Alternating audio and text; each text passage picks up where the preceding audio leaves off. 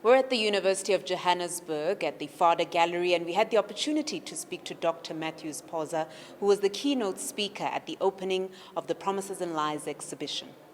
We asked Dr. Phosa about his comments on President Jacob Zuma and his dictatorship of the ANC. Well, it's not the ANC, it's me who have said so.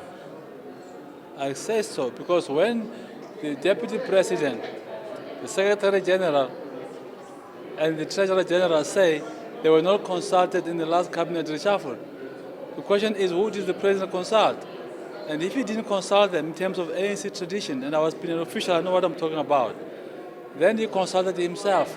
And if you begin to consult yourself, when the convention of the party is that you should consult those as members of the top six, then you are taking a few steps towards dictatorship. I'm not going to submit my name to run for presidency.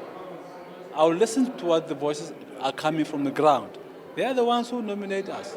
And once that process is open, the indications are that there are those who want to nominate me. And it started at Langa. They asked me if that time comes, will I accept? I said, yes, I will accept. But we need a collective of leaders. Leadership is not individual. You see what's happening? People say, restore our values. Our values are represented in the Freedom Charter, in the tradition of the struggle itself. They're encapsulated largely now in the constitution of our country, which is a social contract of South Africans who agreed on how we move forward into the future. It's a social contract. You've got to live by it and respect it.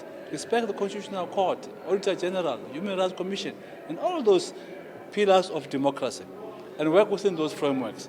And at an executive level, you need to accept that you cannot ask people in the ANC to unite around corruption.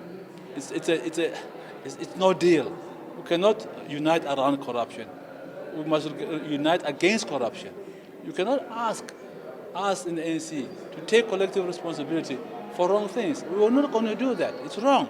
That's where things are going wrong. We need to correct all those things and restore the trust of our people in the ANC. The ANC can be united, and we must make sure that it's united. And the ANC can come from rock bottom and rise above like a phoenix. We must work towards that. Former Finance Minister Pravin Gordhan recently commented that liberation parties such as the ANC often expire after 20 to 30 years. We asked Dr. Phosa how he felt about that. It's moving very fast towards that death.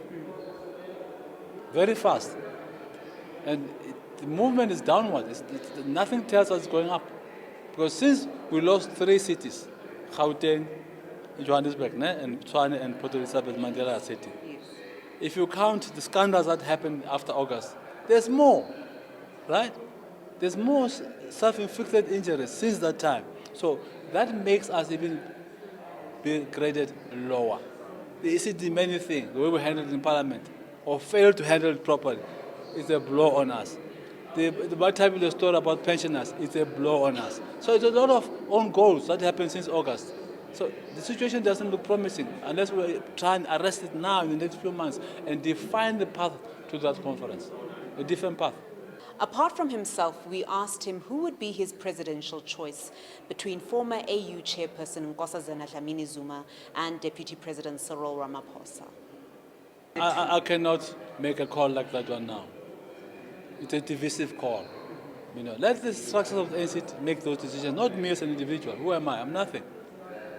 And none of us are anything. We can make noise, but we can only rely on the vote of the members of the ANC. Katleo Sohoto, Eyewitness News, University of Johannesburg, Auckland Park.